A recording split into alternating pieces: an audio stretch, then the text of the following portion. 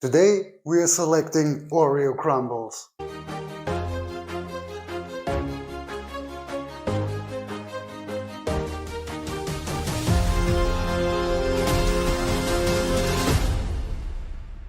Hello creature lovers and welcome to the universe. Today it's part 2 of From Chaos to Color. I hope it wasn't too long, but in reality it was much too long.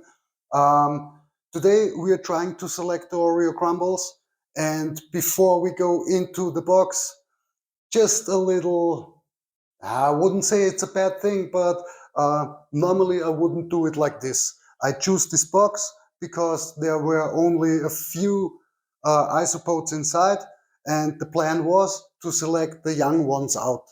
But then life hit, we got a lot of work with the creatures and also in our main job, and so this box was sitting for about 6 months, and it is heavily overcrowded and doesn't look pretty good. Just have that in mind before we look inside. As you can see, this box looks pretty dirty, but if you go through the substrate, you can clearly see there is a lot of leaf litter still there. It's just clumped and wet. It doesn't harm the isopods, but it's far from perfect. As you can see right now, we have oranges inside, and I know there are some Oreo crumbles in there as well, but I don't want to show you how we're selecting them maybe a little bit faster than we do it, but it will be a pain in the you know what I mean in this box. So the plan is to get all the Oreo crumble heads. We hope they are head for Oreo crumble. Over in the other box to start a bigger colony, and we're getting the Oreo crumbles out of this box, and we will show you the outcome. For us, apparently in 2 days, for you in a few minutes. Okay guys, this is the setup. We have the box with the Oreo crumbles. The plan is to put them over in this box as much as possible with the bark. We have a light here to see what we are selecting, and then we will select out all the Oreo crumbles and put them in this box, and all the other ones will go in this box. So let's see how that works. Let's see how fast we are, and let's do it. Let's see how much we will get down from there. Yeah, one-handed isn't that cool thing to work. Yeah, that wasn't planned, but it worked. As you can see, it works, and now we start selecting. And as you can see, it works pretty well. It will take a lot of time, but it works. The white ones you see over there are in shed. So no Oreo crumbles in here. The first one, oh, no, not an Oreo crumble, but we have the first one. Let me show it to you. As you can see, there is white on the side. It's not a high white crumble, but it is an Oreo crumble, and it goes straight into the crumble bin. And the other ones, who are no crumbles, are going to the no crumble bin.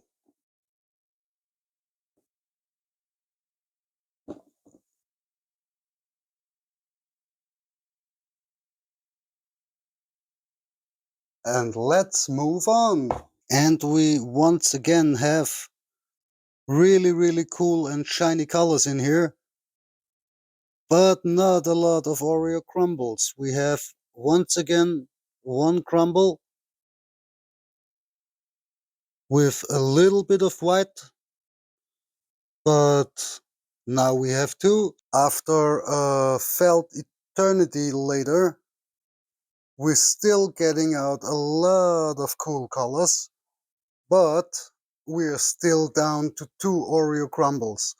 So I think we waited too long to select them. I know there were several crumbles in there, but we found something else. Are you seeing what I see? This looks like a whiteout. And as it is a whiteout, I will put them to the 2 Oreo crumbles over there, and they will get lost, but we put them in there. And as you can see, this is a beautiful isopod. So even if you only get to see powder orange and powder orange mixes and wild types and whatever still is in this box here, we will find out and we will see us a little bit later. But even if there are no more Oreo crumbles in there, the whiteout already made things pretty cool. Okay, guys, there are only left a few in the box we started selecting from, but I want to leave them because a lot of them are in shed, and I think there is a possibility that there are still some Oreo crumbles in. I don't think so, but as you can see here, this one is pretty white, and there is a possibility that there is an Oreo crumble inside here, but I think we've overbred them. Yeah, so much from the selecting part. What a disappointment and what a cool thing by the same time. So what are we doing next? It's pretty simple. This is the substrate from the box we selected. There are hundreds and hundreds of baby pots in there. It's impossible to show you them right now. I didn't even see one by myself.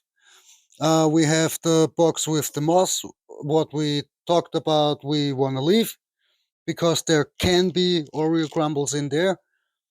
We have the box with the 2 Oreo crumble and the 1 whiteout. And we have this mix box